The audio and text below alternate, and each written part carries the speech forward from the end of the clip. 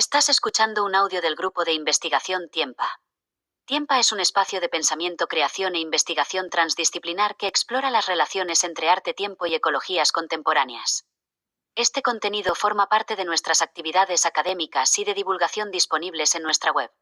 Ya sabéis que el funcionamiento es unas presentaciones más largas y de un tema en profundidad, y luego personas que formamos parte del equipo de investigación de TID o de Tiempa, pues aterrizamos alguna de estas líneas, las compartimos y también vamos tejiendo a partir de diferentes ejemplos. No sé qué hace falta que nos presentemos, o se han presentado, ¿os habéis presentado antes, Dani, vosotros?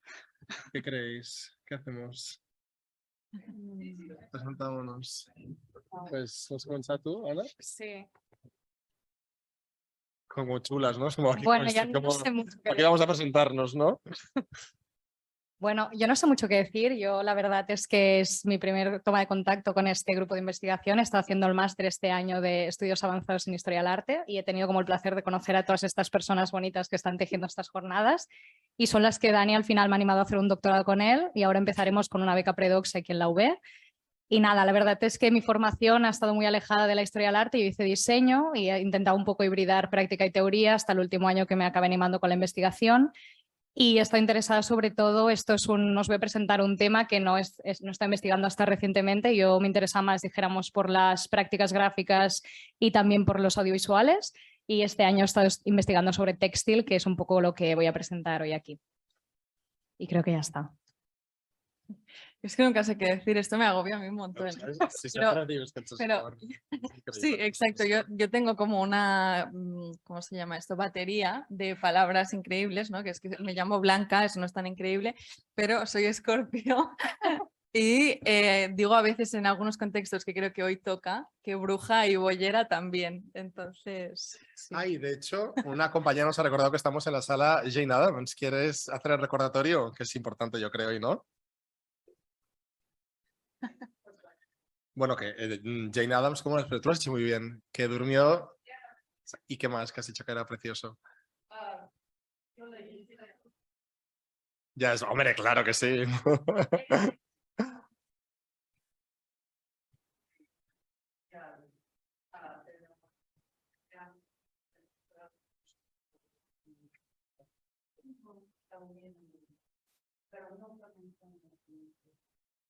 Bueno, pues ahí sí la invocamos. Hoy que vamos a hablar de temporalidades de las amantes. Y nada, yo soy Víctor Ramírez y a pesar de lo que hemos dicho antes en el debate, pues sí que me gusta presentarme como historiador del arte. Yo también tengo mi batería, que me inspiró Blanca, que me la preparé al verla presentarse siempre con esta batería de preguntas. Así que yo me voy a presentar diciendo que soy historiador del arte, bailarín frustrado y submarinista no profesional. Y creo que eso dice muchas cosas. Y sí, bueno, yo presentaré también algunas ideas en torno a las formas de duelo queer o algunas formas de duelo queer y qué potencias o problemas pueden presentar. ¿Sí? Súper. Venga, pues, a por Okay, ello. igual si queremos explicamos un poquito como la dinámica, ¿no? Que es que cada una habla de una línea, ¿no? De una temporalidad, y luego hacemos como dos fugas que cada una de las otras ha pensado en relación a su tema de estudio, y ya está. Súper. Bien, pues bajo el título de la mesa redonda de temporalidades vulnerables, tejer, plañir y amar, mi propuesta... Vale. Mi propuesta la he titulado Tejer, diálogos transtemporales con nuestras antepresentes. La verdad es que aquí os voy a presentar como el corazón, dijéramos, de parte de la investigación que he estado llevando a cabo este último año, y lo que he hecho ha sido intentarla también fugar hacia otros nuevos lugares, pensando también de cara a los próximos años. Entonces hay cosas que están como en un estado muy inicial, así que si luego queréis dialogar, yo encantadísima. Y básicamente os voy a plantear entender el tejer desde una actividad, unas prácticas que han estado atravesadas por el amor y por los cuidados, y que además han sido unas prácticas que han hecho que haya un lenguaje compartido, sobre todo protagonizado por mujeres, ¿no? Y que es un lenguaje, por lo tanto, tierno y blando, que es desde donde yo planteo el tejer. Entonces me voy a centrar justamente, me ha interesado mucho como las jornadas de hoy, en el sentido de que habéis hablado mucho de memoria y olvido. Yo soy una persona que tuve estos diálogos de Halberstam o no Halberstam con Dani también, de plantear el tejer también como una recuperación de una genealogía.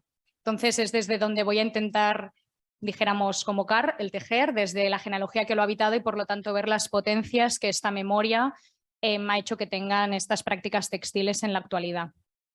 Entonces, primero lo que voy a hacer o cómo os voy a presentar mi propuesta es un poco pensar la genealogía y la memoria de las prácticas textiles, lo que luego voy a como intentar recoger a partir de 3 estudios de caso contemporáneos de prácticas textiles.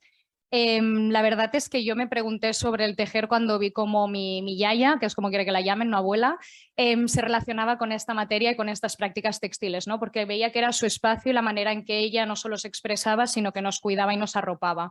Entonces me pregunté el por qué mi yaya, la yaya de mi pareja y muchas yayas de todas mis amigas tejían en casa y lo hacían como un acto de amor y cuidado. Entonces intenté recuperar estas imágenes, ¿no? Esta de la derecha, de todas estas mujeres tejiendo fuera de los pueblos en colectivo, ¿no? En las puertas. Esta es una fotografía de Madrid del 59 y me pregunté qué pasaba con este tejer atravesado por estos cuidados o una práctica no entendida como artística, sino como una práctica cultural. Y a la izquierda recuperé los estudios de una arqueóloga, Elizabeth Weiland Barber, que ella analiza cómo durante la prehistoria y los primeros años de la historia las mujeres era una práctica protagonizada por ellas. Aquí vemos un jarrón griego, ¿no? Datado aproximadamente en el 560 a.C. Es un jarrón que se ven a las mujeres, ¿no? En un telar de urdidumbre y ella lo que hace es rastrear el por qué o qué tareas las mujeres llevaban a cabo, que eran esta, la cocina y la crianza de las hijas.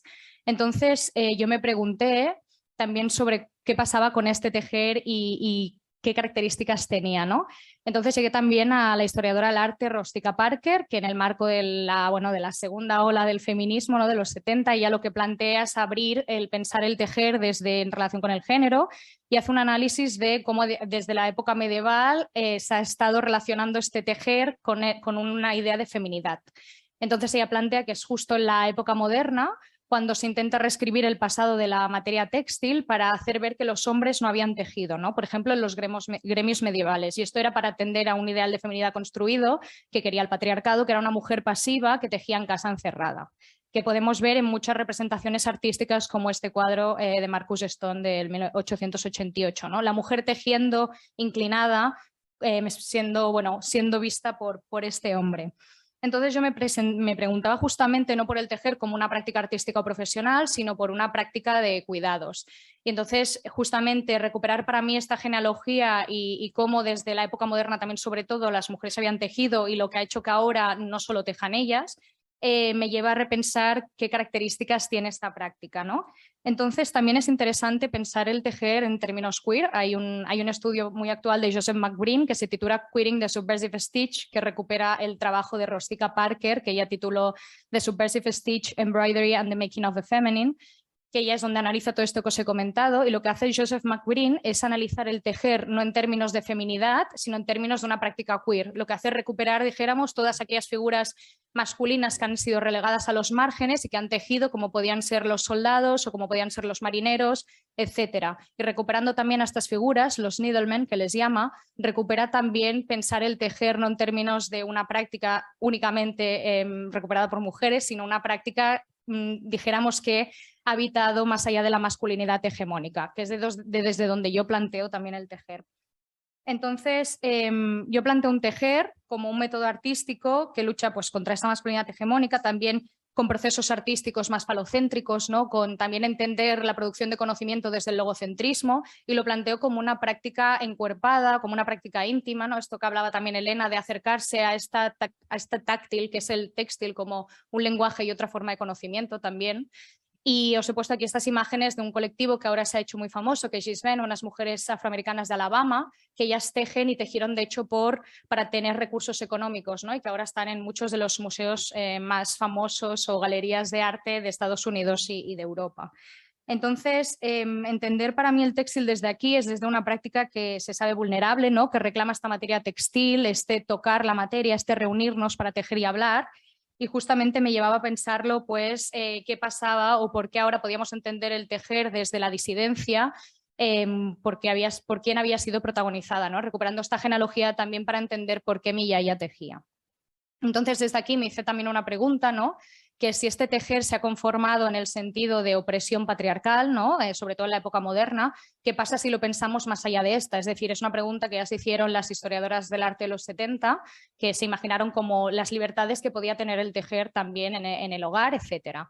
Entonces, para dar cuenta también de estas posibles fugas y de estos polos, os he traído aquí una cita de Maureen Deli-Goggin, que la voy a traducir, pero la dejo aquí por si alguien la quiere recuperar, que dice: para el trabajo de todas las etapas de la vida y de todas las clases socioeconómicas, la costura ha sido a la vez un trabajo doméstico y domesticador, una herramienta de opresión y un instrumento de liberación, un esfuerzo profesional y un pasatiempo, una vía para cruzar las fronteras de clase y una barrera que confirma el estatus de clase. Se ha construido y se ha perseguido como un deber religioso y un placer secular, como una sentencia de prisión y una fuga, como un pasatiempo inocuo y una poderosa arma política. Dependiendo de la posición de la mujer, la costura era una necesidad para vivir o un lujo reservado solo a quienes podían permitirse el tiempo libre.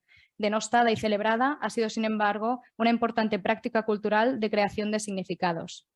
Entonces, tomando como estas posibles, dijéramos, oposiciones de lo que se puede entender desde la práctica textil, yo me interesaba pensarla como una materia cultural que ha evitado la opresión, la liberación y una escala de grises entre medios, y me quiero centrar justamente en el tejer como esta forma de recuperar también una memoria, una genealogía y también sus vacíos y sus ausencias, ¿no?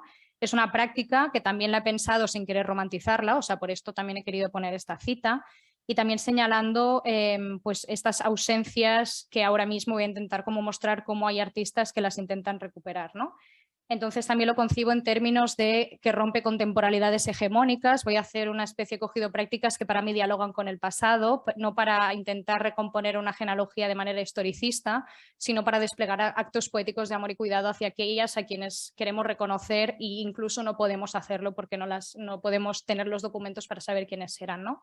Entonces voy a empezar con esta pieza de Kate Just, que básicamente me sirve para pensar un diálogo con aquellas manos mañosas, también recuperando un término de Pollock y Parker, ¿no?, que han tejido nuestras antepresentes. Este término de antepresentes es un término de Mar Gallego que lo encuña, dijéramos, en un libro que se llama Como vaya yo la encuentre, feminismo andaluz y otras prendas que tú no veías, que ella da cuenta de esta relevancia de no pensar las llamadas antepasadas como pasadas, sino pensarlas desde otro tipo de presencia en la actualidad. Entonces me interesaba pensar justamente cómo se puede recuperar toda esta genealogía y quería poner esta pieza, intentar como arropar, ¿no?, esta genealogía. Me interesaba poner esta pieza porque lo que hace que Just me parece muy interesante porque intenta recuperar una genealogía que es irrecuperable, ¿no? Coge la célebre frase de Virginia Woolf en Una habitación propia del 28 y que es Anonymous was a woman, que hace como referencia a esta no autoría que el patriarcado ha dado a muchas mujeres, y lo que hace es tejer estos paneles de 16 por 16 a partir de 2019. Eso también me interesa cómo pensar este proyecto artístico que se dilata desde el 19 hasta el año pasado, hasta 2021. Y ella lo que plantea es empezar a tejer en el espacio público estos paneles, y entonces charla con gente y las invita a tejer. Y luego al final la presenta en el 2021 en una galería en Sydney, en el Museo de Arte Contemporáneo de Sydney, y la presenta los paneles así, donde teje in situ los 12 paneles restantes, ¿no? Y ella quería con esta cita pues preguntarse sobre esta memoria, sobre el borrado del canon de la historia del arte, ¿no?, que dice que a través de la realización de la obra medita sobre las inconmensurables contribuciones que las mujeres han hecho a la cultura y a la sociedad y lloro las pérdidas sufridas por el borrado o la exclusión de muchos de estos dones del canon de la historia. Entonces, lo que me interesaba es justamente esta pieza, es este contraste que genera, porque ella invita también, aparte en 2019 en el llamado espacio público, invita a tejer a las mujeres. Lo que hace es presentar los paneles, tejer in situ los 12 restantes, invita a generar knitting circles, donde las mujeres van, mujeres, es curioso, al final solo acaban yendo mujeres por muchas de las fotos que he visto, pero no está encerrado a ellas, dijéramos, tejen juntas, y cada una teje sus cosas mientras ella teje los paneles restantes de esta pieza, ¿no? Y aquí me interesaba porque para mí es una forma poética de dialogar con este pasado, ¿no?, con estas mujeres, esta genealogía. Lo que hace es recuperar una genealogía a partir de señalar una ausencia. Entonces justamente con este cuerpo con este proyecto hace que estos cuerpos dialoguen con las mujeres que no han podido recuperar, ¿no? No se han podido recuperar, de aquellas que tampoco pudieron poner el cuerpo o tejer desde el lugar desde el cual lo están haciendo ellas. Esto me lleva a una pieza también de Tania Berta Judith. Yo he puesto como mini subtítulos, pero que realmente era para dar cuenta de ciertos temas concretos, ¿no? Hablaré de amor, hablaré de familia y hablaré también pues esto de una genealogía de la ausencia. pero que realmente Tania Berta Judith también la planteó como un acto de amor familiar, ¿no? Lo que hace esta artista en 267 Grandmothers es coger una sábana del ajuar de su abuela y en ella aborda los nombres de todas las antepresentes que su padre recuperó del álbum familiar, bueno, del álbum familiar que recuperó de su árbol genealógico, perdón. Entonces lo que hace ella es tejer estos nombres, también decidiendo no poner los apellidos, y la presenta de esta manera como se puede ver a la derecha. No solo vemos que hay un vacío muy grande, y aquí también me interesaba cómo estos vacíos están representados. La misma artista dice que entre los propios nombres bordados hay como estas ondas, estos vacíos, que son los vacíos de aquellas que, por haber sido históricamente algunas consideradas propiedad del hombre, no aparecen en documentos legales y por lo tanto no se han podido recuperar. Y luego hay todo este vacío posterior, que según ella es el vacío de todas aquellas que vendrán después, ¿no? Y otra cosa que quería señalar de esta pieza es que me interesaban las fotografías que he encontrado en internet, ¿no? No son como nos presentan el textil en muchos museos y galerías. Tania Berta Judith lo presenta en su página web colgado en un tendedero, la sábana de su abuela, que también podemos pensarla como pieza colectiva, ¿no? Y luego a la derecha la presenta en un museo en Malta, en Tacola Windmill Museum, poniéndola sobre una cama y acariciándola y colocándola, ¿no? A mí justamente me interesaba sobre todo esta por la posición del artista, que es la de la inclinación, que es un concepto que estoy empezando a leer ahora y a entender en relación con el textil. Es un concepto que lo pienso no solo en términos de una se inclina cuando teje o cuando regala esta pieza textil o cuando intenta abrazar o abrigar, sino que también para presentar la pieza como hace Tania Berta Judith. Este concepto fue trabajado por Adriana Cavarero, la filósofa italiana, y ella lo plantea en términos de interdependencia, es decir, no existe una historia sin la otra, y por lo tanto lo que hace es mostrar la inclinación como un gesto que contradice al sujeto moderno, ¿no? Como autónomo y autorreferencial, que siempre se mantiene en pie y que niega la interdependencia, y por lo tanto lo que plantea es una ontología relacional y no una ontología individualista. Entonces se trata justamente de buscar esta relación como diría Begoña Sáez Tajafuerte, como referente primero de la ética y de la política, y en esta inclinación encontramos un movimiento que nos lleva fuera de nosotros mismas para abrirnos a esta relación. Entonces, abrirnos a esta relación es abrirnos a la vulnerabilidad, ¿no? También tenemos que entender, que creo que es una cosa que trabajará más Víctor, ¿no? ¿Qué cuerpos han sido más vulnerabilizados que otros? Son más vulnerables. Yo lo trabajo en términos de, como dice Silvia Gil, que negar el ser vulnerable es negar el hecho de que la vida no se sostiene sin el vínculo con los otros. Entonces, para mí, tejer desde este reconocimiento, ¿no? Es reconocer la ausencia de la otra, reconocer que no ha sido puesto al centro por discursos hegemónicos, como tampoco lo han sido estos objetos, ¿no? Como la sábana de un ajuar, los tapetes de una abuela o justamente las mantas de aquellas que nos quisieron arropar y cuidar. Entonces, pensar desde aquí, desde esta inclinación, me hace pensar el textil también como una práctica relacional que abre unas potencias, ¿no? También en términos de vulnerabilidad. Volviendo a citar a Silvia Legil, ella dice que de esta forma la vulnerabilidad se torna potencia no como aquello que lo puede todo, sino como aquello que, sabiendo que no lo puede todo, es capaz de inventar nuevos sentidos de vida. Y esto me lleva a la última pieza, que es una que descubrí hace poco y que mucho amor hacia ella, es de una artista que sigo hace tiempo, que es Sarah Joy Ford, que ella lo que hace en esta pieza es justamente un diálogo desde la recuperación, aquí no una recuperación de una genealogía ausente, ni la recuperación de una genealogía que por sangre, por ejemplo, le es cercana, sino que recupera dos figuras históricas a partir de los retazos de su memoria y sin buscar hacer un ejercicio historicista. Entonces, lo que hace el artista es recuperar, va a esta casa, que es una casa que se llama Place Newydd Historic House and Gardens de Lagolen, en Gales, y crea una exposición que se llama Beloved, Crafting Intimacies with the Ladies of Lagolen, en 2022, que lo que plantea es una instalación de textiles que dialogan con de quién había sido esta casa y con la memoria que guarda esta casa. Esta casa había sido de estas dos mujeres amantes aristócratas anglo-irlandesas. Son Sarah Ponsonby, como se puede ver a la izquierda, y Eleanor Butler, que las dos decidieron huir del matrimonio en Irlanda y se fueron a crear una casa de estilo gótico a Gales con su perro que llamaron Safo, que es este pequeño galgo que hay aquí en la imagen, ¿no? Entonces ellas generaron esta casa, la decoraron ellas y todo. De hecho hay acuarelas, bordados, dibujos de Sarah Ponsonby, y que lo que hace el artista Sarah Joy Ford, que me interesa también porque parte de un posicionamiento queer y lesbiano, ella decide recuperar esta historia porque se siente atravesada con ella. Como hemos dicho, ¿no? Quizás por esta búsqueda de referentes muchas veces que las lesbianas no hemos tenido, y lo que hace es recuperar esta memoria a partir de los tejidos, que además son unas telas, ¿no? íntimas, unas telas concretas, que la recupera no solo haciendo como guiños a los elementos ya de la propia casa, como se puede ver en estas imágenes, estos dragones y estas formas que genera son formas que están en los propios muebles de la casa, en las cortinas, etcétera, sino que también se ve a la propia artista recuperando, por ejemplo, los bordados o dando valor a los bordados de Sarah Ponsonby. Entonces me interesaba porque en la primera imagen hace 2 instalaciones, una es la de en la habitación de las amantes, que se llama Beloved Sarah and Eleanor's Bedroom, que lo que hace es pues, recuperar las cortinas, las sábanas y por ejemplo, las cojineras, y lo que dice ella es para mostrar la cama como un lugar de intimidad radical. Y a la derecha hace otra instalación, porque esto no lo he explicado, pero no huyeron juntas, huyeron con una trabajadora del hogar y su amiga, que era Mary Carroll, y se fueron las 3 juntas. De hecho, están las 3 enterradas juntas porque eran amigas en una iglesia de allí. Entonces, lo que hacen la segunda es mostrar una especie de ataúd, también dialogando con las vidrieras de la casa, donde están las 3 como si estuvieran enterradas juntas a partir de un textil, ¿no? Que para mí también es una manera, y que luego lo hablaremos, como una manera de hacer memoria también blanda, tierna y atravesada como por estos cuidados y por este amor. Entonces, ella lo plantea en términos de regalos póstumos. También me interesaba como este acto de regalar, o sea, hacer un giro hacia el pasado para regalar desde el amor y desde el cuidado a aquellas que incluso no van a poder tener físicamente estos regalos, ¿no? Pero como un reconocimiento de saberse unidas de alguna manera. Entonces me interesaba porque aquí se recupera una genealogía desde retejerla, es decir, no hace un ejercicio de explicar la historia de estas mujeres, sino que despliega una especie de acto poético, ¿no? Que lo que intenta hacer es como generar un acto de amor, ¿no? Que las conecta a lo largo de los años. Entonces, para acabar, yo quería empezar a conceptualizar un poco el amor. Lo que hace aquí, voy a poner una cita de Maite Garbayo Maeztu.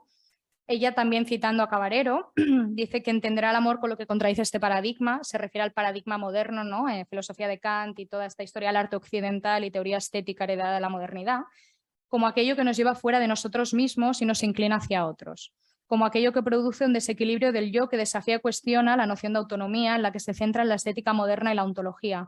El gesto de salir de uno mismo para inclinarse hacia otro convoca la interdependencia y desafía la autonomía, y lo amoroso se convierte en un espacio para imaginar otras formas de conceptualizar lo estético. Y a mí me interesa pensar el tejer desde un acto de amor y como maneras nuevas en pensar también desde la propia disciplina de la historia del arte otros materiales que han estado relegados a los márgenes, otras formas quizá estéticas y cuidadosas y táctiles que nos han acompañado a lo largo de los años. Entonces, quería ver cómo estas artistas actuales recuperan este legado, ¿no? Estas mujeres. Y también me interesaba verlo cómo lo hacen desde un acto también, pues, ¿no? Del regalar, del cuidado, del amor, del recuperar. Entonces yo lo hago, lo estudiaba por mi yaya y dijéramos que es el origen de esta investigación. Mi yaya, bueno, esta es la yaya Margarita. Podemos pensar justamente, ¿no? Nuestras abuelas pues tejiéndonos estas mantas, estos jerseys, como un modo también de arroparnos y de abrigarnos. Y a mí lo que me permite comprender es también que el tejer suele hacerse para otra persona y no para una misma, ¿no? Entonces, que es también lo que hace Sarah Joy Ford al final. Mía Margarita, de hecho, pocas veces se teje para ella misma, sino que siempre nos teje para sus nietas e hijas, ¿no? Entonces, también me interesa pensar el tejer como un lenguaje común colectivo, como un lenguaje que se ha ido también gestando porque muchas mujeres no han podido acceder a otros lugares de conocimiento, ¿no? Y por lo tanto se muestra como otra forma, un lenguaje compartido que puede entenderse en términos de maneras en que las mujeres se han aproximado bordando a la lectoescritura, por ejemplo, a partir de los dechados, pero también como un lenguaje que no se puede comprender en términos de racionalidad, sino que es un hacer encuerpado que se piensa a veces haciendo, ¿no? Entonces, pensarlo desde aquí también me permite pensarlo en, por ejemplo, cuando yo quise aprender a coser este año y a tejer para poder realizar esta investigación, ¿no? Que mi madre me enseñaba a tejer a partir de los trucos de mi abuela y cómo esta genealogía se estaba recuperando a partir de cómo tramábamos las 3, ¿no? Yo puedo ver ahora en lo poco que sé hacer pues, los lenguajes de mi madre y mi madre los de su madre, ¿no? Y mi abuela lo puedo comprender en términos de lenguajes de otras antepresentes. Entonces, también para acabar, pues bueno, también me interesaba pensarlo sobre todo con un objeto de mi abuela. Mi abuela nos está haciendo una manta hecha de retazos a mí y a mi novia Y mi abuela lo piensa en el sentido de, bueno, cuando tengáis vuestra casa si tenéis una manta mía, ¿no? Que os arrope.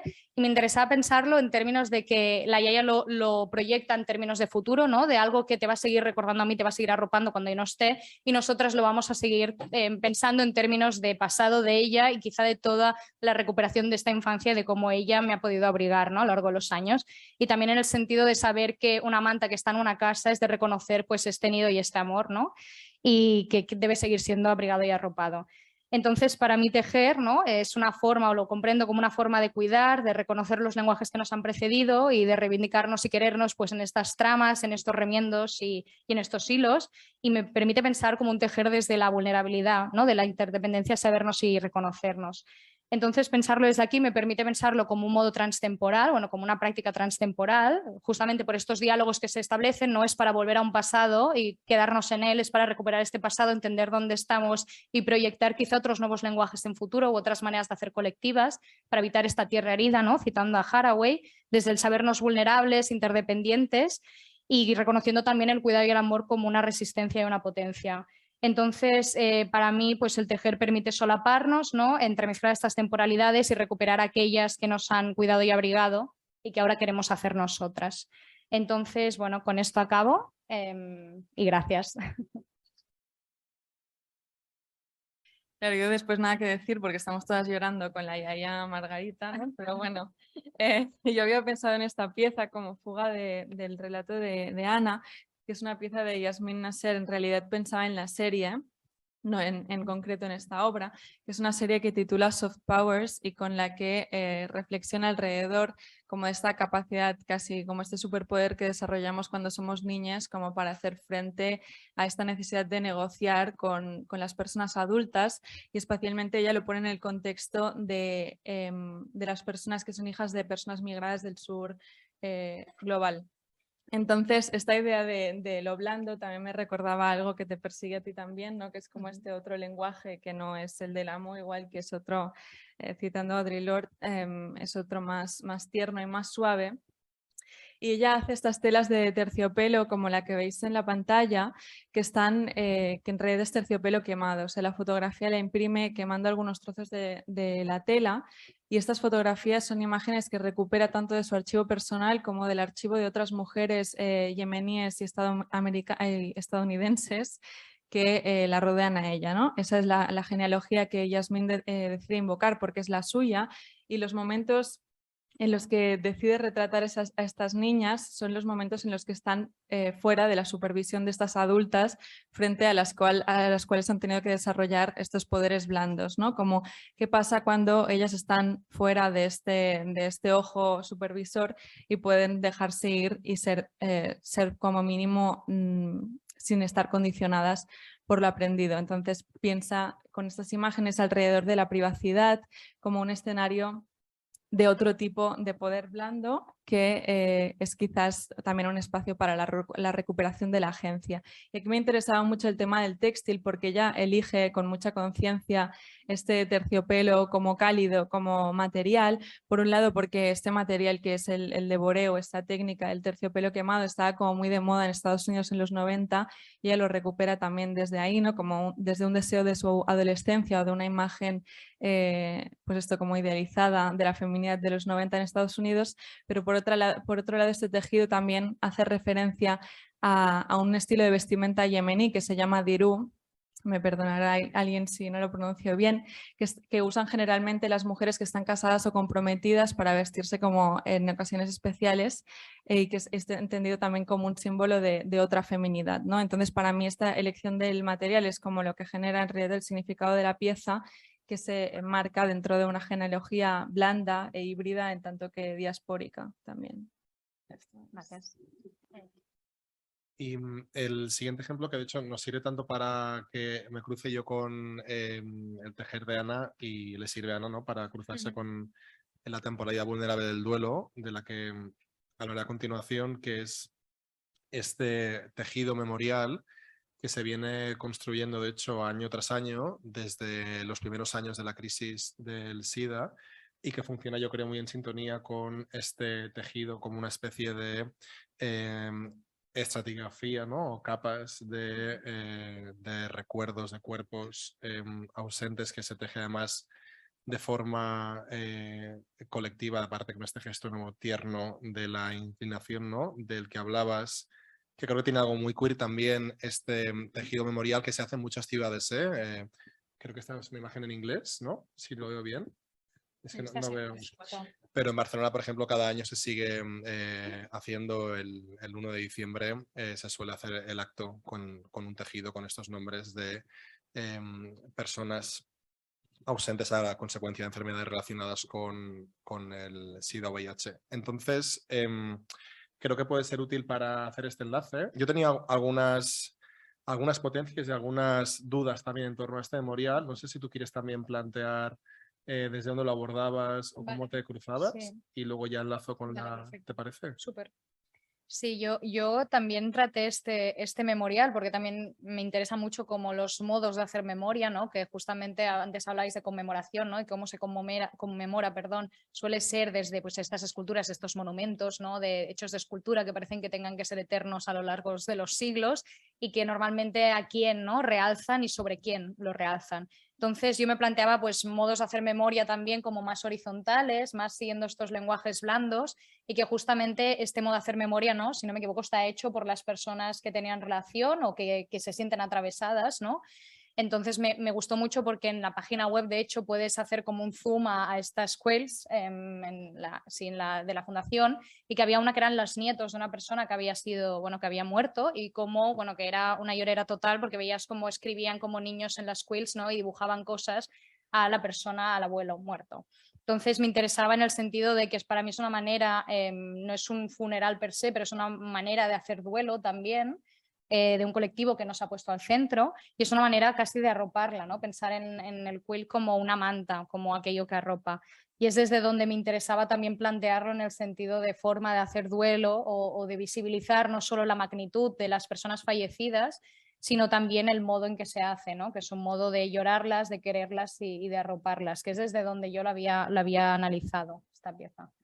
Sí, total. Yo creo que las potencias que yo le veo también a este tejido tienen que ver con esta apuesta por un cariño intergeneracional y que va más allá de los linajes de la familia biológica, porque buena parte de estos tejidos los realizan amantes de las personas fallecidas o muchos amigos y amigas. De hecho, hay justo una historiadora del arte que es Mireia Sánchez, que está trabajando desde también archivos de Caladona y La Bon Mason, todos los grupos de activistas lesbianas que se ofrecieron a acompañar a sus colegas maricas cuando nadie quería cuidar de sus cuerpos, ¿no? O acariciar esos cuerpos o abrazar esos cuerpos. Por lo tanto, vuelve a ser un tejido que nos anima a ser arropados, ¿no?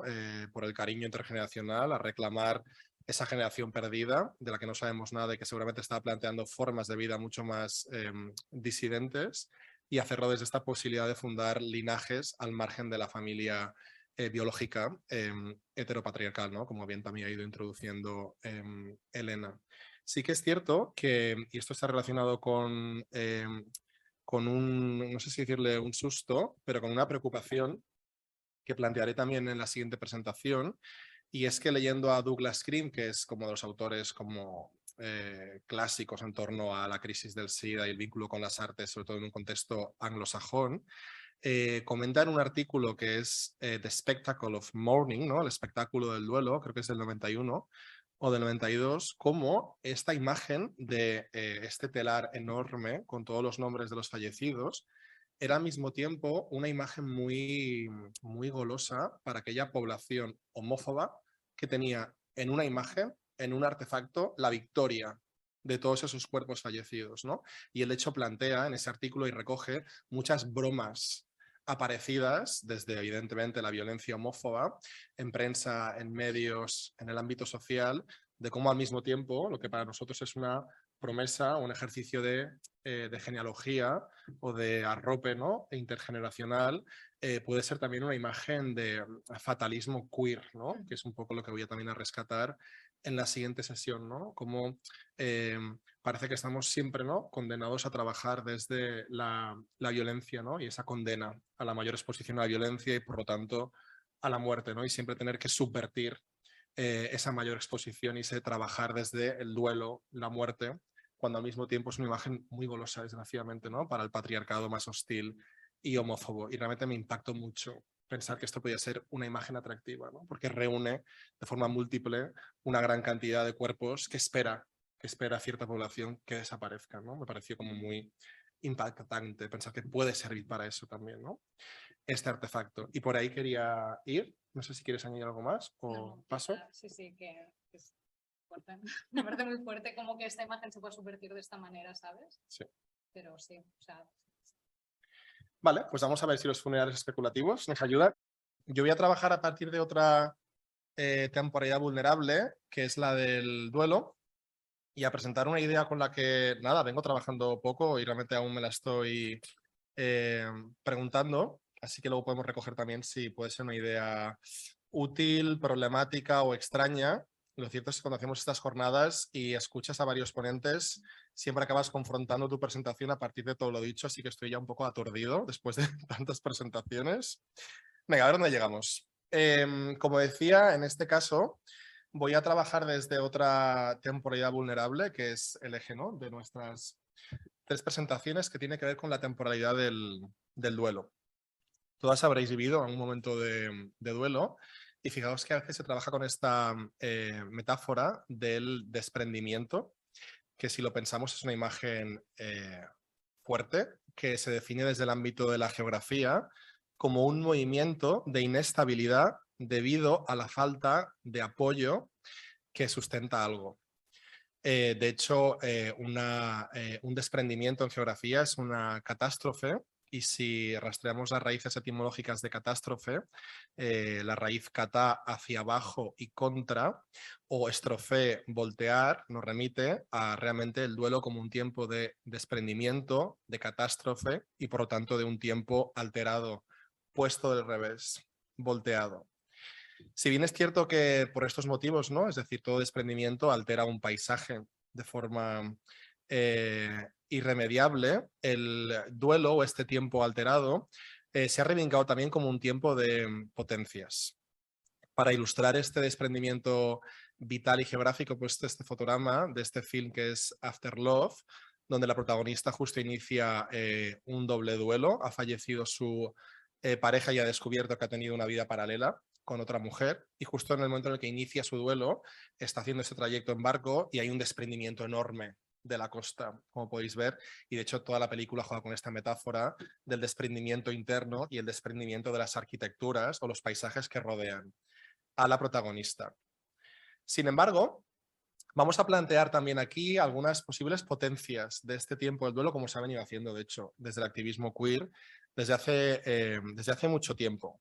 De hecho, retomando algunas autoras, ¿no?, fundamentales para hacer este ejercicio, como Judith Butler, se observa para apuntar a estas potencias que alguna de estas promesas o potencias del tiempo alterado del duelo tienen que ver con el reclamo de sabernos vulnerables y necesitados de redes de apoyo y con la confirmación de que nuestra identidad es siempre una construcción relacional, ¿no? Pues cuando me he estado construyendo como amiga íntima de y desaparece la amiga íntima, dejo de construirme cotidianamente o de cuerpo a cuerpo con esa presencia y hay algo de esa pieza de la construcción identitaria que es relacional que también se desprende. Y esto, de hecho, para Butler es algo de una potencia enorme, ¿no? Cuando fallece alguien, sentimos más que nunca que somos en relación a y que nos necesitamos en relación a toda una red de apoyos, o como indica Butler, es una imagen muy bonita, recuperando algunos gestos,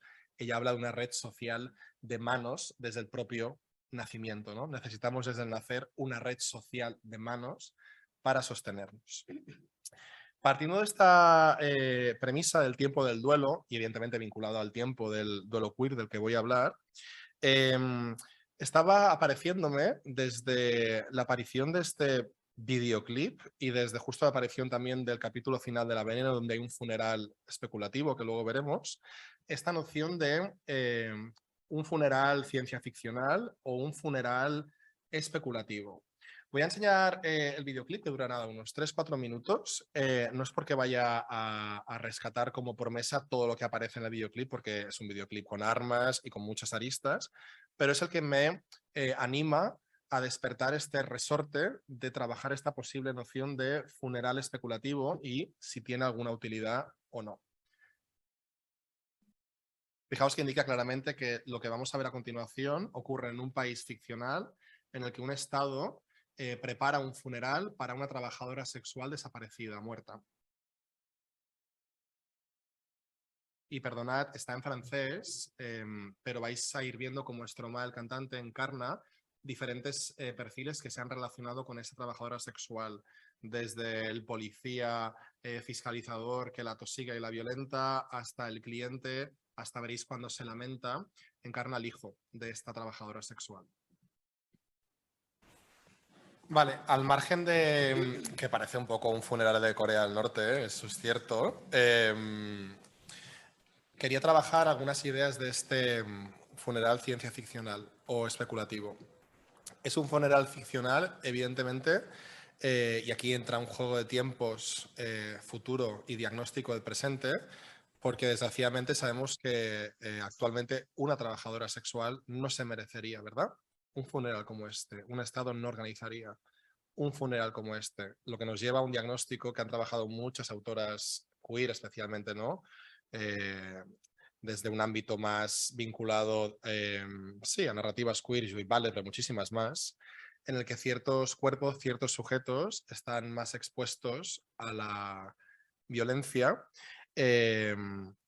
y sobre todo debido a la asunción, bueno, y por el hecho de que esta violencia se ejecute debido a la asunción de que las vidas de estas personas disidentes de la norma no son solo asumidas como aberrantes, provocadoras, irreales o absurdas, sino que en la raíz la cuestión es que no son merecedoras de ser reconocidas como vidas, ¿no? Lo que nos indica este videoclip es que hay ciertas vidas que no son merecedoras de un funeral como este porque previamente no han sido reconocidas como vidas merecedoras de este apelativo.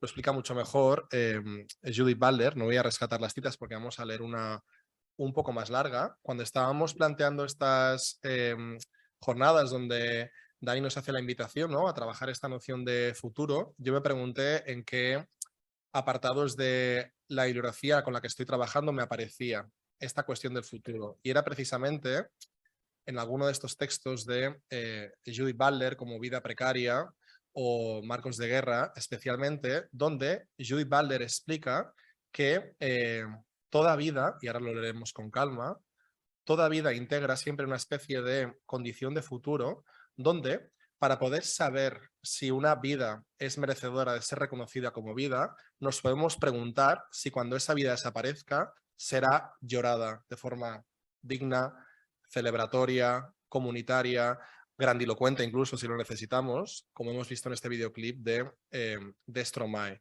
que esta condición de futuro puede ser útil para hacer este diagnóstico.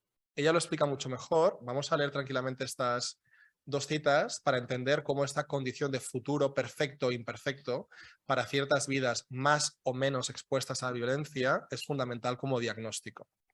Ella dice, fijaos qué potente esta primera cita, ¿no? Solo en unas condiciones en las que pueda tener importancia la pérdida aparece el valor de la vida.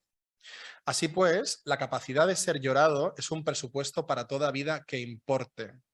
No puede haber celebración sin una implícita comprensión de que la vida es merecedora de ser llorada, de que sería llorada si se perdiera y de que, fijémonos aquí es cuando entra, ¿no?, esta noción de futuro, este futuro anterior está instalado como condición de vida. En el lenguaje corriente, el duelo acompaña a la vida que ya ha sido vivida y presupone esa vida en cuanto ya ha terminado. Pero según el futuro anterior, la capacidad de ser llorada es una condición del surgimiento y mantenimiento de toda vida. Leo una más. ¿Era esta? ¿No? Vale. Dice, aquí fijémonos, ¿no?, qué vidas integran un futuro perfecto y qué vidas integran un futuro imperfecto, ¿no? Dice, el futuro perfecto de una vida ha sido vivida se presupone al principio de una vida que solo ha empezado a ser vivida. En otras palabras, que la frase esta será una vida que habrá sido vivida es la presuposición de una vida cuya pérdida es digna de ser llorada. Lo que significa que será una vida que puede considerarse una vida y mantenerse en virtud de tal consideración. Sin capacidad de suscitar condolencia, no existe vida alguna, o mejor dicho, hay algo que está vivo, pero que es distinto a la vida. En su lugar, hay una vida que nunca habrá sido vivida, que no es mantenida por ninguna consideración, por ningún testimonio, que no será llorada cuando se pierda. La aprensión de la capacidad de ser llorada precede y hace posible la aprensión de la vida precaria. Es cierto que cuando trabajamos, ¿no? Y han aparecido muchos ejemplos también en la presentación de Elena Castro, cuando trabajamos esta noción de una mayor exposición a la violencia por parte de los sujetos queer, solemos tomar como ejemplo el contexto de la crisis del SIDA, los años 80 y 90, y cómo aparecieron muchos marcos culturales, que es a lo que se refiere Judith Butler, para seguir insistiendo de que hay ciertas vidas que no valen la pena y que por lo tanto, cuando desaparezcan, no merecerán ser lloradas, ¿no? Y como ejemplo de esos marcos culturales, fijaos en estas noticias que hacían referencia, ¿no?, a Gran Bretaña amenazada por la plaga o el virus gay, las enfermedades homosexuales amenazan la familia americana, dispararía a mi hijo si él tuviera SIDA, ¿no? Es decir, no sería merecedor de seguir viviendo. Y es cierto que desde este contexto, y de forma bastante habitual, desde el ámbito del activismo queer, se ha trabajado repolitizando, ¿no?, y subvirtiendo esta violencia desde estrategias activistas que pasan por funerales políticos, funerales de confrontación, funerales de redignificación ante esta crisis de la dignificación de ciertas vidas queer, ¿no? Por ejemplo, Wayne Turner llorando frente a la Casa Blanca a su amante fallecido justo hace una semana antes, ambos activistas de este grupo ACTA, fundamental para el activismo en torno a la crisis del SIDA en múltiples ciudades del mundo, esta famosa acción de la Ashes Action del 92, lanzando cenizas de amantes, de compañeros, de amigos desaparecidos de nuevo frente a la Casa Blanca, y esta insistencia en trabajar desde la subversión, ¿no?, o el resignificar todos los aparatos funerarios, el ataúd, la esquela. Fijaos estas otras imágenes de ACT UP Barcelona, por ejemplo, ¿no? Una y otra vez esta insistencia en trabajar desde las violencias y trabajar repolitizando el funeral para dignificar aquellos cuerpos que habían sufrido no solo esa mayor exposición a la violencia, sino incluso una vez muertos, unos llantos y unos duelos hostiles, imposibilitados o obstaculizados. De hecho, esta estrategia no es única y exclusiva del activismo en torno a la crisis del SIDA. Una de las acciones más conocidas en torno a la segunda ola feminista es este Duelo y Rabia de Susan Lacy y Leslie Labovitz, con este coro de plañideras justo en un mes en Los Ángeles en el que habían asesinado y violado a 10 mujeres con absoluta impunidad. Fijaos de nuevo estas plañideras de nuevo llorando como coro colectivo y que reclama venganza, justicia y protección frente al Ayuntamiento de Los Ángeles, ¿no? Y vayámonos fijando cómo estas plañideras como coro nos aparecen constantemente en espacios de protesta y confrontación política y pública. O estas otras plañideras en la manifestación del orgullo crítico de Madrid en el 2016, donde reclaman llamar por su nombre aquel atentado LGTBI-fóbico que hubo, no solo terrorista, sino también LGTBI-fóbico, que hubo en esta discoteca queer de Orlando en la que fallecieron más de 45-46 personas. Partiendo de esta idea, se ha trabajado desde muchos ámbitos esta repolitización de las funciones de la plañidera. Y es cierto que este ensayo de Didi Huberman no habla desde una perspectiva queer, pero creo que puede ser muy útil para que nos crucemos tanto estas narrativas del duelo de Judith Butler, Sara Ahmed y compañía, con las funciones históricas de la plañidera para entender algunos de los gestos que estoy compartiendo. Por ejemplo, en este Ninfa Dolorosa se nos recuerda que las plañideras son usadas históricamente para dignificar el cuerpo del fallecido. Es cierto que se lo han podido permitir tan solo, de nuevo, figuras poderosas, ¿no? El faraón, el aristócrata, el rey, la reina, el burgués industrial enriquecido que puede permitirse pues, plañideras en la parte inferior del sarcófago, etcétera. Ya conocéis dónde están las plañideras, que sirven para poner en valor, de hecho, incluso a veces la categoría social del muerto. Pero sobre todo insiste Didier Herman en que el canto de la plañidera es un canto o es un grito de justicia social y de venganza. Él habla de esta capacidad de pasar de los llantos de cada una a los llantos de todas. Habla de la pietas como una especie de coro, de trueno colectivo que invoca justicia o que reclama justicia cívica y sobre todo instaura en el dolor una dimensión social, política, haciendo este juego etimológico. Pensemos que en duelo, ¿no? En castellano tiene esta polisemia que viene de dos raíces latinas, del dolum, angustia ante una pérdida, y de duelum, confrontación, conflicto. De hecho, si vamos a ejemplos más contemporáneos, como este último capítulo, ¿no? De la serie de La Veneno, que justo se llama Los tres entierros, de Cristina Ortiz, volvemos a encontrar estos usos especulativos y políticos que reclaman genealogías que habían sido soterradas, las ponen en valor, fundan linajes no biológicos o de familia no heteropatriarcal biológica. De hecho, no sé si conocéis todas qué pasó con el funeral de La Veneno, pero suele ocurrir, desgraciadamente aún ante muchas muertes de personas trans, que la familia biológica que ha expulsado y rechazado durante décadas a ese familiar se apropia del entierro y vehicula un entierro no deseado.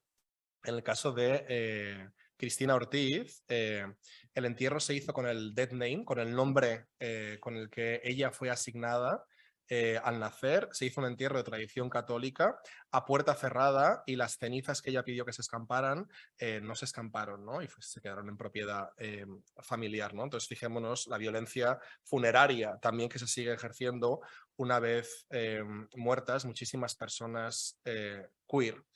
Y eso es lo que me preocupaba en relación a ese también tejido, como decíamos antes, que es esa condena a trabajar desde lo fatal. Y no he traído la imagen, pero Sara Ahmed, de la que ha hablado Elena Castro también antes, tiene un texto que se llama Fatalismo Queer, donde insiste en esta especie de relato por parte del patriarcado, donde esta mayor exposición a la violencia por parte de las personas queer parece casi un castigo divino por haberse atrevido a disentir de la norma, ¿no? A confrontar la norma. Y es cierto, recogiendo esa preocupación, que buena parte de estos funerales activistas que venimos viendo hacen un trabajo de dignificación fundamental, pero sí, me preocupaba el hecho de que de estar condenados una y otra vez a trabajar desde lo fatal, desde la muerte, ¿no? ¿Cómo prevenir? Porque al final el deseo es que no sucedan más muertes, la protección de esa mayor exposición a la violencia, ¿no? Ya aquí ha quedado claro que nosotros hablamos con fantasmas todo el tiempo y casi, usando otro ejemplo yankee en este caso, hacemos una labor de cazafantasmas, ¿no? Podríamos decir, para poner en valor a esas genealogías que necesitamos, ¿no? O esas genealogías soterradas. Y yo hablando con mis fantasmas, algunos de ellos me explican que es maravilloso el trabajo de las genealogías. No me atrevería jamás, ¿no? A ir en contra de este trabajo y de hecho es lo que solemos hacer habitualmente, trabajar con estos devenires antiguas, ¿no? Y esas genealogías soterradas. Pero hablando con algunos de ellos, una preocupación es que hay una inflación de fantasmas queer, podríamos decir, que hay demasiados y que no pueden seguir produciéndose tal cantidad de fantasmas queer, ¿no? Que hay una necesidad de protección de vidas queer. Y yo me preguntaba si podía ser útil en este sentido trabajar un espacio que puede parecer un espacio de pasado, como es el funeral y la muerte, desde ficciones especulativas o ciencia ficcionales, como este funeral de Stromae. Si lo veis útil como estrategia, si conocéis otros funerales ciencia ficcionales, es decir, una repolitización futurista del funeral que no pase por un cadáver con nombre y apellidos encima de la mesa. Aquí la diferencia es que no hay una trabajadora sexual real con nombre y apellidos encima de una mesa, que se está avanzando y está Stromae con todas las aristas de este vídeo, y todas las armas y los sombreritos azules y todo esto, ¿no? Y Corea del Norte que parece, como decíamos antes, ¿no? Pero se está avanzando generando un imaginario dignificador de cuerpos habitualmente expuestos a no ser considerados como cuerpos merecedores de ser vidas y por lo tanto de ser llorados. Por lo tanto, la propuesta, y con esto cierro y vemos también antes de que podamos ver cómo la respiráis, ver también cómo la recogéis vosotras. Como digo, la propuesta es una política propositiva de plañideras especulativas, de rescatar estas funciones de la plañidera para imaginar esta idea de un funeral especulativo que genere imaginarios que mediante estrategias dignificadoras del duelo o las plañideras o el funeral funcionen como marcos culturales que permitan ya ir introduciendo en vida esta futuridad digna, este saber que esos sujetos históricamente expuestos a la violencia son en vida sujetos merecedores de vivir una vida digna y por lo tanto en un futuro de ser llorados dignamente. Y aquí es donde se nos cruza este futuro especulativo con esos futuros queer de los que también nos apuntaba Elena, o esa futuridad queer de la que habla José Esteban Muñoz en Cruising Utopia, donde siempre nos dice que el futuro es el dominio de lo queer. Y hace referencia a que el centro de Utopía queer es esta idea de la esperanza, de la creación de mundos queer, de la posibilidad, y cito a Esteban Muñoz, de cartografiar un mundo en el que las personas puedan proyectar imágenes de utopía e incluir esas imágenes en cualquier mapa de lo social. De hecho, ya con esto acabo, que llevo 25 minutos, perdonad. Había una imagen también que veía muy relacionada con esta idea de lo queer de Esteban Muñoz o de la disidencia sexual operando mediante mecanismos que fundan linajes, ¿no? E inician tradiciones al margen de la familia biológica, de que, como podéis intuir, quien está sosteniendo, quien tiene aquí el privilegio de sostener el cuerpo de esa trabajadora sexual, no son sus hermanas de sangre o sus tías de sangre seguramente, ¿no? Sino sus compañeras de trabajo y de exposición a la violencia. Y creía también, tanto en la Veneno como en esta imagen, que estos funerales que nos podemos inventar siguen reclamando ya no solo ese dignificar cuerpos más expuestos a la violencia, sino realmente el sabernos familias no biológicas, no heteropatriarcales, que sostienen, que nos sostienen o que nos sostenemos, ¿no? Entonces, con esta idea ya dejaría paso. Yo pensaba en este ejemplo que casi es como hacerlo al revés, ¿no? Cuando pensaba en lo que proponía Víctor, porque el videoclip de Stromae gira alrededor de la idea de generar un funeral especulativo para una trabajadora sexual, pero pensaba también qué rituales nos están proponiendo ya las trabajadoras sexuales, ¿no? No sé si conocéis a Annie Sprinkle, pero es una tía increíble, o sea, es la madre de todas, de verdad. Y ella tiene este ritual que llama la leyenda de la antigua prostituta sagrada, en el que se remonta como a esta figura de la prostituta sagrada que podemos encontrar en varias culturas arcaicas. Y ella en esta performance enciende inicialmente 4 velas y una llama para diferentes funciones, ¿no? Ella dice que su deseo es conectarnos con lo divino, tener visiones más claras y crear milagros. Y una de estas velas es para su propia salud, para su inspiración y abundancia. Obviamente hay una retórica aquí muy New Age, ¿no? Que podríamos revisar, por supuesto. Luego otra para encontrar una cura para el SIDA y para garantizar un futuro sexual seguro y satisfactorio para las generaciones sexuales, para las generaciones futuras y sus prácticas sexuales, porque yo lo que creo que también es importante, esto nos preocupa mucho a menudo, es pensar o sea, en qué posibilidades se abren también en estos duelos, ¿no? O sea, en Sprinkle cuando piensa en el SIDA, piensa en la necesidad de hacer frente a un duelo, pero también de dejar un legado a generaciones futuras que abra potencias. Y la tercera vela es para los deseos de la audiencia. Esto siempre es muy bonito en Sprinkle porque hay como un deseo de que todas se sientan partícipes de este orgasmo colectivo. Y la cuarta es para invocar el espíritu y la memoria de las grandes expertas en sexo del pasado, dice ella. Y yo quería bueno, invitaros a que igual practiquéis este ritual en vuestras casas, ¿no? A ver si a alguien de repente, no sé, le aparece un fantasma más amable. Vale. Voy a empezar con mi cosa, ¿no? O sea, vamos mal de tiempo, o sea que si alguien se va no me voy a enfadar, a pesar de ser Escorpio. Yo esta mañana había una cita que no había incluido en mi presentación, pero me he sentido con la necesidad de incluir por esta cosa que tenemos las queeras de justificarnos todo el rato, ¿no? Que es una cosa que nos persigue bastante, y es una cita de Bell Hooks, porque esta mañana pensábamos sobre todo como alrededor de estos futuros bastante apocalípticos, y de repente yo me estaba como sintiendo un poco demasiado hippie, ¿no? Ahora trayendo como una reflexión en torno al amor. Pero voy a explicar por qué. Bell Hooks dice, en el momento en el que... Volveremos a empezar. En el momento en el que elegimos amar, empezamos a avanzar hacia la libertad, a actuar de modo en que nos liberamos a nosotros mismos y al resto. Esta acción es el testimonio del amor como una práctica de la libertad. Lo que dice Bell Hooks, en realidad, no tanto en All About Love, pero sí en otros ensayos sobre el amor, es que amar es una práctica contracultural, en tanto que vivimos dentro de una cultura de la dominación, que es una cultura que se articula alrededor de la violencia, ¿no? Y que por tanto poner en práctica estas otras maneras de acercarnos al mundo más tiernas y más suaves, o sea, poner en práctica una ética del amor nos permite ir hacia una conciencia expandida que reconoce no solo los ejes de opresión que nos atraviesan personalmente, sino también los que traspasan a nuestras amantes. Entonces, esto es importante para que entendáis por qué he elegido el caso de estudio que he elegido, que es Retrato de una mujer en llamas. No sé si habéis visto muchas la peli. Las que no la hayáis visto sois homófobas ya directamente.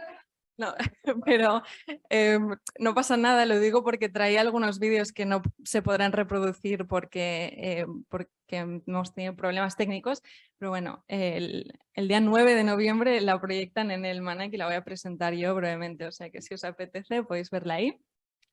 Pero digo que es importante pensar en este caso de estudio porque, aparte de que es una investigación que ya llevo haciendo y que no he inaugurado para esta ponencia, por supuesto, es que a mí me parece que es importante trabajar desde estas metodologías del deseo que también antes Elena planteaba, ¿no?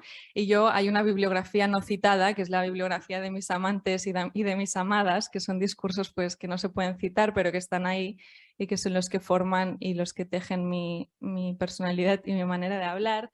Entonces quiero que sepáis que cuando estoy hablando de esto no he sido tan honesta como Ana y no he puesto nombres a estas personas, pero estoy hablando también desde esta red de manos que es bastante más amplia que mi cuerpo. Entonces, vale, vamos a empezar. Como os digo, el caso de estudio es Retrato de una mujer en llamas.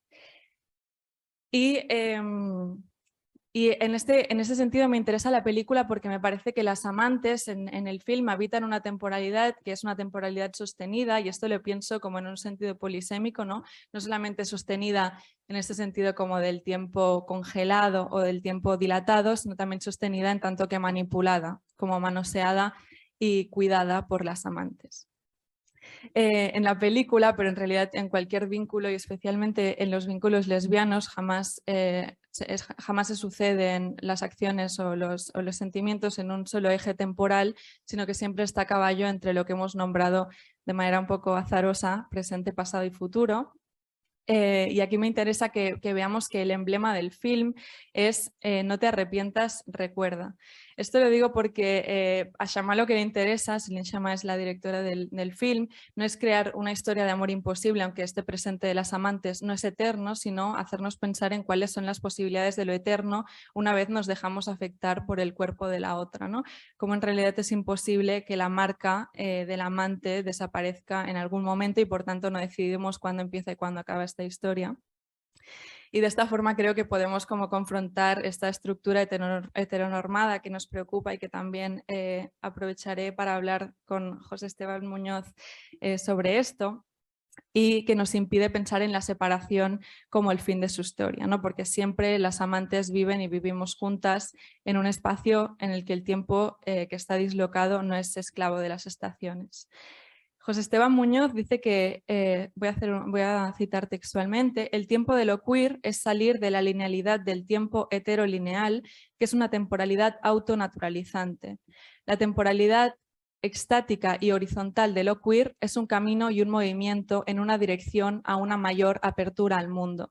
Esta idea de la apertura al mundo, ya no digo apertura radical porque tenemos problemas con lo radical cuando se utiliza tanto, pero yo creo en la radicalidad y no la de las terfas, otra radicalidad.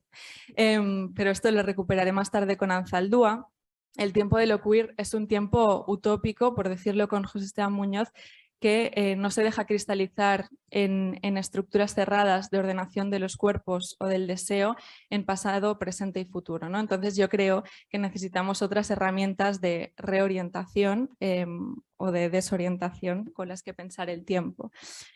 A través de esta manipulación de la temporalidad heterolineal, el film lo que propone es una nueva política del amor que no está tan centrada en una tensión por la posesión eterna del cuerpo deseado, sino de un agenciamiento de ambas partes por medio de la exploración de estas complejidades de las dinámicas contradictorias y también diacrónicas del amar. Shama dice una cosa muy bonita que es que ella cuando hace la peli quería que la estructura de la película dijera que el amor siempre tiene futuro y que te quiero siempre es algo que dirás cada vez más profundamente en el futuro. La película en realidad es un gran flashback, pero nos invita constantemente a pensar que el te quiero es una suerte de enunciado, en este caso es un acto de habla feliz, si lo vemos así, que adquiere profundidad y realización con el paso del tiempo. Y es por ello también por lo que el film propone habitar otros espacios que yo he dividido en 3 y que son el tiempo del despertar del deseo, el tiempo del recuerdo y el tiempo del continuum lesbiano. Este primer tiempo del despertar del deseo, claro, es que traía una imagen que de repente es abstractísima, ¿no? Pero también puede estar bien, es más sugerente de repente, pero lo que se retrata todo el rato es como este tiempo de la cocción lenta del deseo, que está completamente como en las antípodas de la convención del flechazo o del amor a primera vista, que es lo que suele retratar el cine, ¿no? Shama dice que el deseo es sobre el retraso y es cierto que el deseo lesbiano a veces se gesta a una velocidad incluso desesperadamente lenta, ¿no? Me encanta la complicidad que hay porque sois todas muy bolleras y ya lo he visto, podemos subir. Pero bueno, la cosa es como que este deseo lesbiano se gesta a otra velocidad, no solo, o sea, principalmente porque tenemos una necesidad de tener una garantía de reciprocidad antes de hacer cualquier paso, ¿no? Y esto se debe a que por un lado aún tenemos armarios y por el otro lado porque la cultura lesbiana es una cultura del consentimiento y obviamente pues queremos estar seguras antes de liarla. Entonces por eso la película retrasa de manera bastante significativa como esta confesión de la atracción o el intento de un primer beso que pasa después de 1 hora y 16 de mirar la película. Esto no son spoilers y los spoilers son de Marvel, que alguien me perdone si se ofende, pero no interesa aquí lo que va a pasar porque ya sabemos lo que va a pasar. Entonces, cuando llega este beso, ¿no? Que es en la playa y es muy romántico, incluso en el mal sentido de la palabra, las dos amantes llevan la cara semicubierta por un pañuelo y o sea, es como un recurso estético nada más para dejarnos ver como el movimiento valvular del tejido que nos permite intuir la inhalación y la exhalación del respirar de la otra, ¿no? Hasta que una de ellas, que es Eloís, se lo baja y hasta que Marianne no decide bajarse el suyo, no se besan, ¿no? O sea, hay como una atención muy específica en el detalle y como en el observar el gesto de la otra para estar seguras de esta reciprocidad.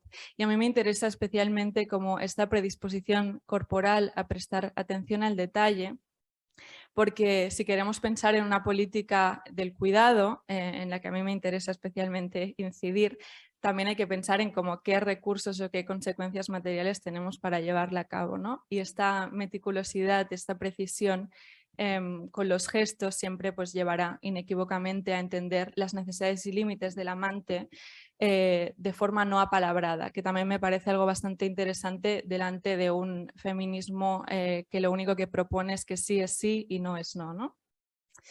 Bueno, pues tras su primer beso, lo que es interesante es que Eloís, que es esta aparición que veis en el fondo, comienza a aparecérsele, a perseguir a Marianne, que es la que está en primer término, siempre en forma de la misma visión, que es ella misma vestida de novia, rodeada como de un halo, de una luz casi cegadora y en silencio.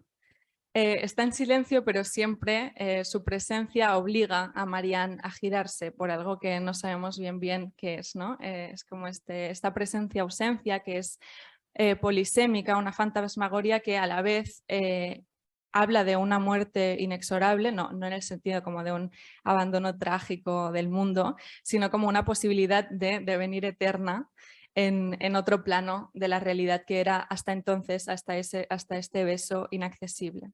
Y por otro lado también es como una anunciación espectral que opera como el recordatorio de un futuro que siempre acompañará a la enamorada. Esta aparición es especialmente importante porque el film, como os digo, sucede entre varias líneas temporales que se solapan precisamente en este tipo de escenas, ¿no? Cuando hay esta contaminación material mutua a través de estas apariciones que nos impiden pensar en pasado o futuro, elegir entre la vida o la muerte. Como dice Derrida, tenemos que ser con el fantasma. Entonces, el amante es a la vez acechada por una imagen futura y pasada de su otra, por una aparición nunca antes aparecida, que desvela tanto sus miedos como sus expectativas. Aquí están aún en el periodo del despertar del deseo, por llamarlo así, pero ya hay una amenaza en esta forma de fantasmagoria, ¿no? Es una quimera que opera que opera como una invitación a aprender a vivir con la inevitabilidad de la pérdida, y esto también conecta con algunas de las preocupaciones de Víctor, ¿no? Como si somos siempre tan hiperconscientes de este final, podemos aprender a vivir con el cuerpo amado por medio de otras presencias alternativas que nos brindan las imágenes, por ejemplo. Esto lo conecta con el segundo tiempo, que es el tiempo del recuerdo, y que es un recuerdo posibilitado por imágenes que Marianne, que es artista, pinta para Eloís y para sí misma también, para lograr, o como mínimo intentar, arrastrar y eternizar esta presencia de las amantes en la vida de la otra.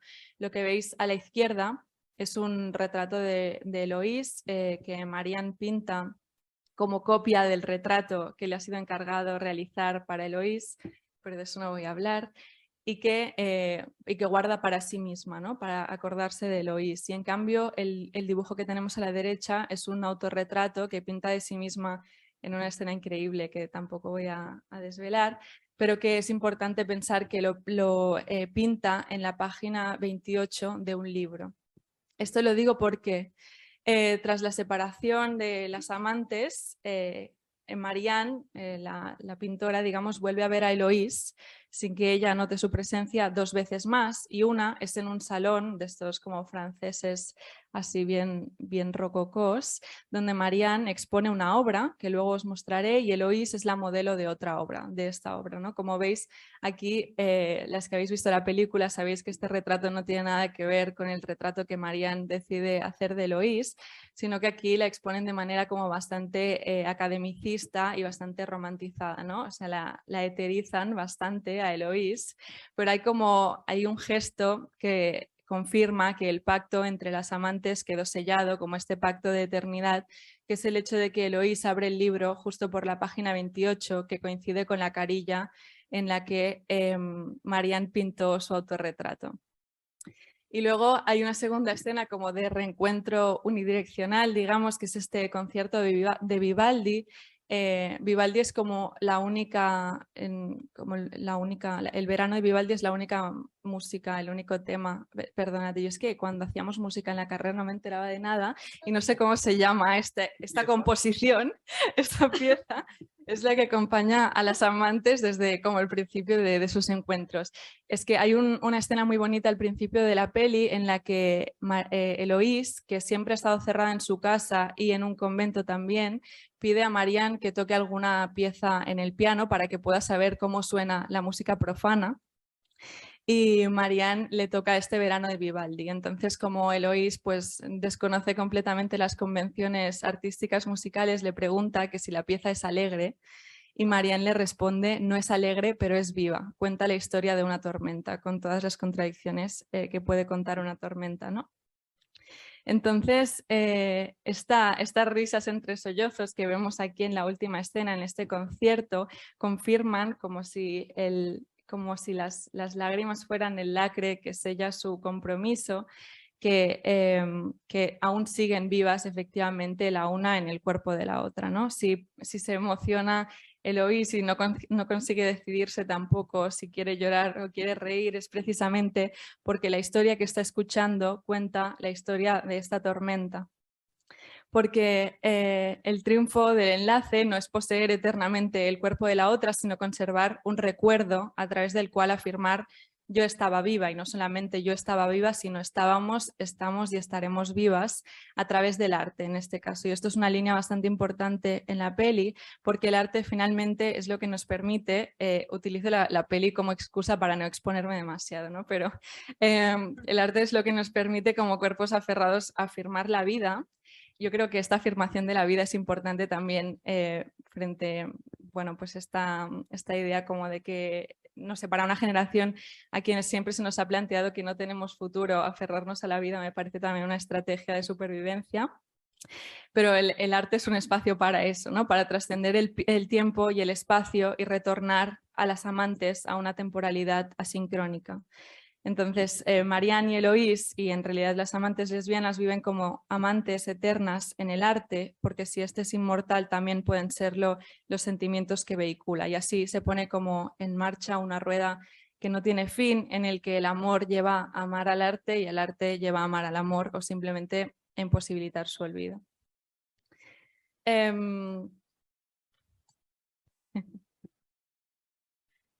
El último tiempo que quiero abordar es mi favorito, que es el tiempo del continuum lesbiano. Y aquí este es el devenir antiguo, ¿no?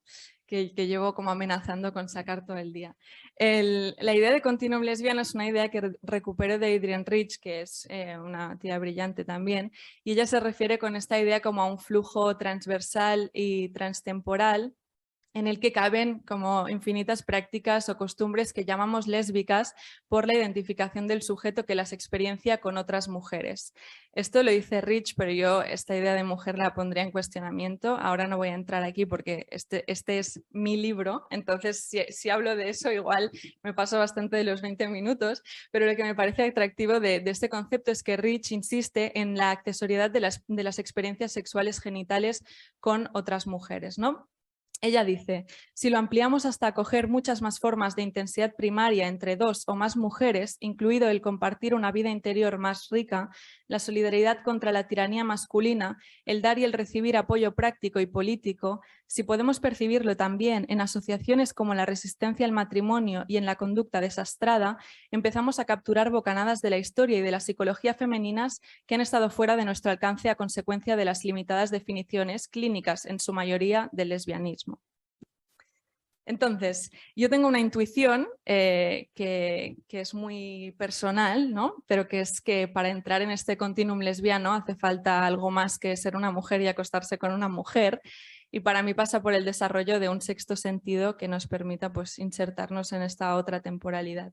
Y aquí me gustaría recuperar a Gloria Anzaldúa, porque si no, no podría hablar yo sin Gloria Anzaldúa, que es la idea de la facultad. Gloria Anzaldúa utiliza esta idea de la facultad para referirse como a un don o una hipersensibilidad que desarrollan ciertos cuerpos. Y lo dice así: la facultad es la capacidad para distinguir en los fenómenos superficiales el significado de realidades más profundas, percibir las estructuras bajo la superficie. Quien posee esta sensibilidad se encuentra dolorosamente vivo y abierto al mundo. Las personas a quienes más se ataca son quienes poseen este sentido en mayor medida. Las mujeres, los homosexuales de todas razas, las personas de piel oscura, los excluidos, los perseguidos, los marginados, los forasteros. Entonces es como una hipersensibilidad que está latente en todos nosotros, pero que únicamente florece en aquellos cuerpos que están marcados por el trauma o por la desviación de la norma. Y que esto tiene como dos efectos: el efecto principal, que es el más evidente, que es detectar el peligro cuando está cerca y ser capaces de huir, pero por otro lado también hay como un efecto secundario que me parece a mí más estimulante, y esto es una mala interpretación, posiblemente lo considerarían algunas, pero bueno, yo lo hago, que es como hacía Elena con Halberstam, que eso a mí, o sea, lo de leer mal me parece importantísimo, que es la posibilidad de acceder a otras realidades debido a esta apertura radical al mundo. Aquí era cuando decía que recuperaría esta idea.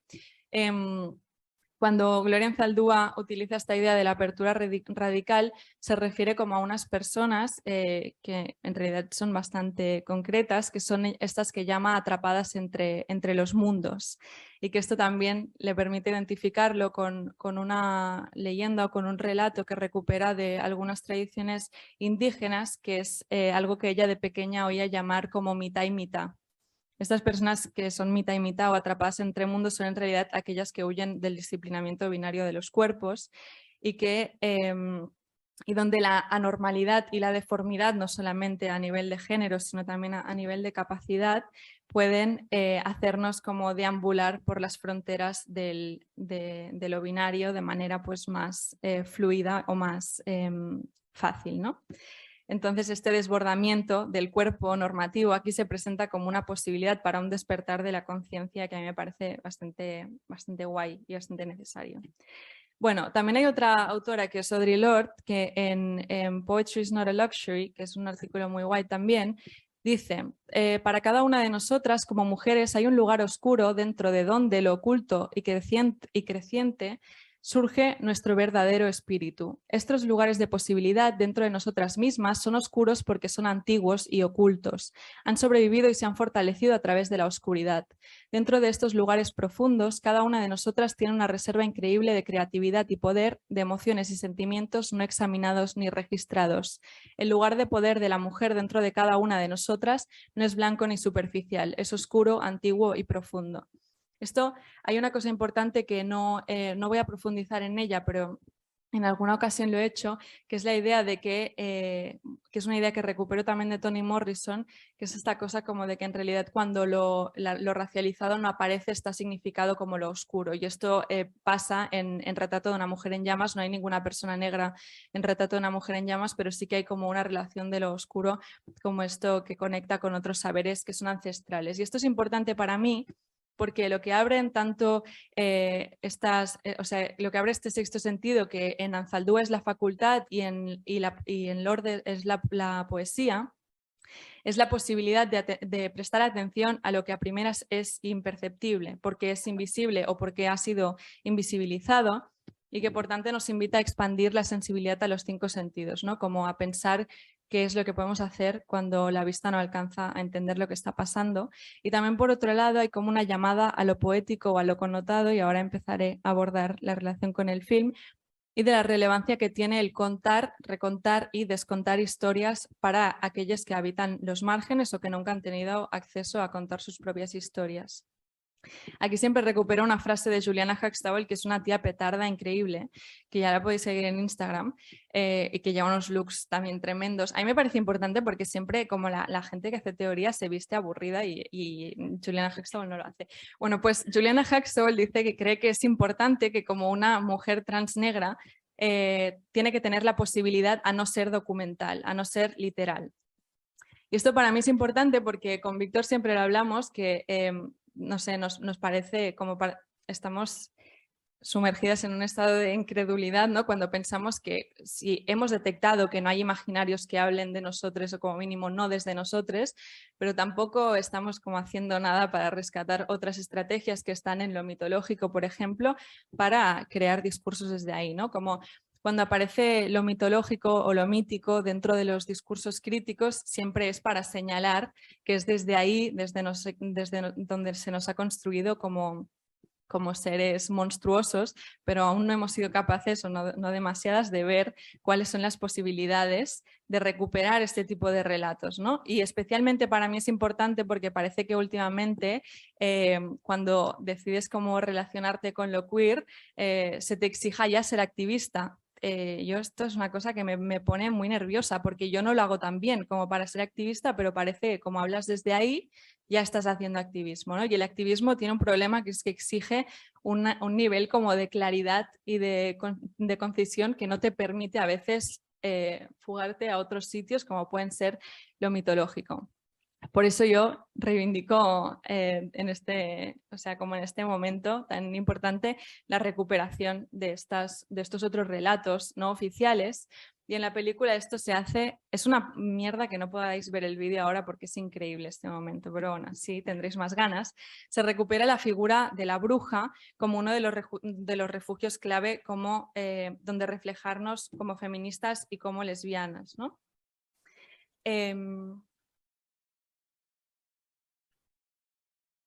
Os juro que me queda poco. En medio del campo, en esta escena, lo que pasa, claro, es que como no hay el vídeo, pues me recreo un poco en la éxtasis, ¿no? Pero hay como un grupo de mujeres y de lesbianas de edades diferentes que se reúnen alrededor de una hoguera y que empiezan a cantar de repente, sin previo aviso, como un canto ancestral, arcaico, como movidas por una especie de fuerza subterránea, primigenia y no ensayada, que nos tiende la mano para elevarnos con ellas. Y a mí esta recuperación de la figura de la bruja me parece bastante más interesante que las que se han llevado a cabo en la industria cinematográfica en los últimos años, porque la mayoría de pelis sobre brujas parten como de esta fascinación y de esta exotización que hace que se represente a las brujas como practicantes individuales de diversas formas de magia, pero muy pocas veces se las representa como personas cuyas vidas están mayormente ocupadas por una cotidianidad bastante poco sobrenatural o bastante poco extraordinaria y cuyo potencial sobrenatural surge precisamente del encuentro con la comunidad. Y aquí hay una cosa que me interesa recuperar de Carlo Ginzburg, lo hago a través de Silvia Federici, que dice: una vez eliminados del aquelarre los mitos y los adornos fantásticos, descubrimos una reunión de gente acompañada por danzas y promiscuidad sexual.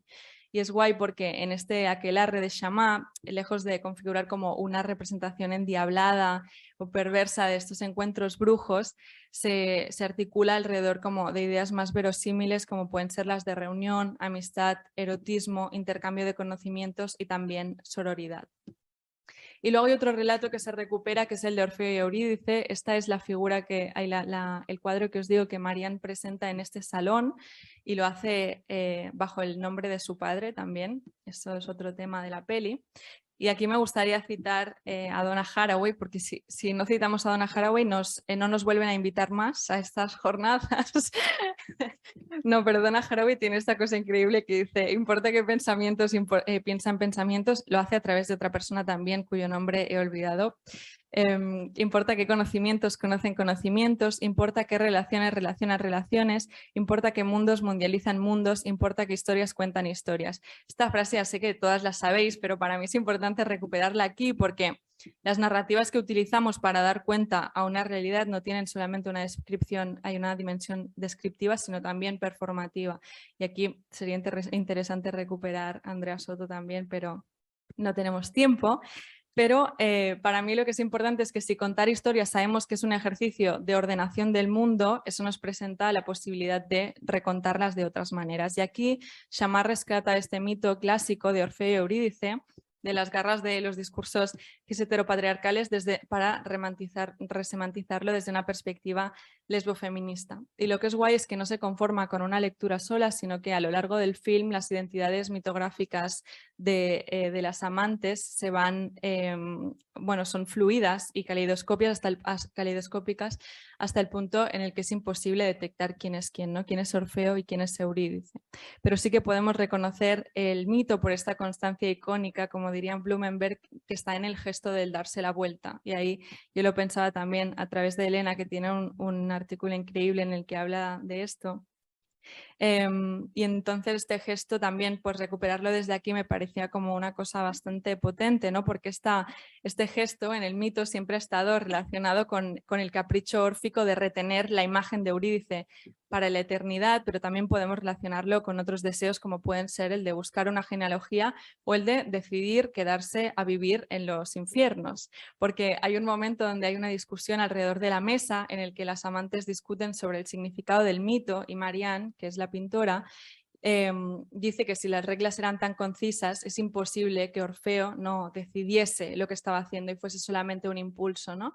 Ella dice que es un deseo premeditado que responde al elegir como un poeta y no como un enamorado. Y Eloís, que es chula ella, dice que quizá fue Eurídice quien pidió que se diese la vuelta, y para mí aquí se abren bastantes fugas porque frente a la idea de que lo que recoge el mito es esta capacidad aniquiladora de la mirada masculina y de nuevo de esta necesidad de posesión y de retener a la musa por parte del artista, podemos darle como una vuelta más y pensar en el potencial de habitar eternamente lo oscuro. ¿Por qué no, no? Y que a menudo lo que aguarda el inframundo no es tan terrible, sino que es la posibilidad de hacer brotar la vida en el margen.